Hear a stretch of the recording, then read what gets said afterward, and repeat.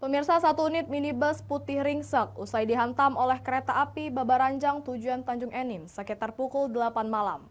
Kereta sempat terseret sejauh kurang lebih 50 meter. Beruntung kejadian tersebut tidak memakan korban jiwa. Kecelakaan darat kembali terjadi di wilayah Muara Enim.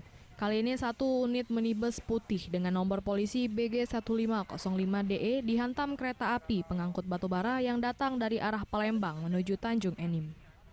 Kereta api menabrak sisi sopir yang membuat bodi mobil remuk. Peristiwa terjadi sekitar pukul 8 malam di kilometer 349. Alat sensor milik PT KAI yang berada di sebelah rel juga rusak akibat dihantam minibus. Warga yang mengetahui kejadian langsung menolong korban dan membawanya ke rumah sakit.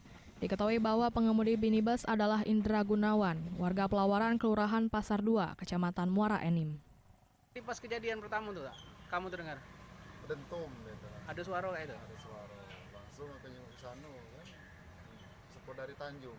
Oh, sepur dari Tanjung. Iya. Sepur dari Tanjung ke arah Palembang? Arah ke ini Tanjung.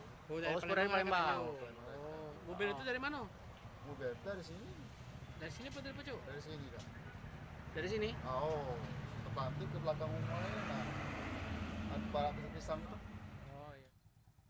Dari informasi di lapangan, korban yang datang dari arah Pelawaran menuju jalan utama tidak mengetahui bahwa ada kereta lain yang juga melintas di waktu bersamaan, di mana sebelumnya korban sempat berhenti menunggu kereta yang lewat.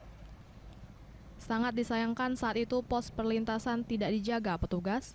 Selain itu, palang perlintasan yang terpasang juga tidak difungsikan.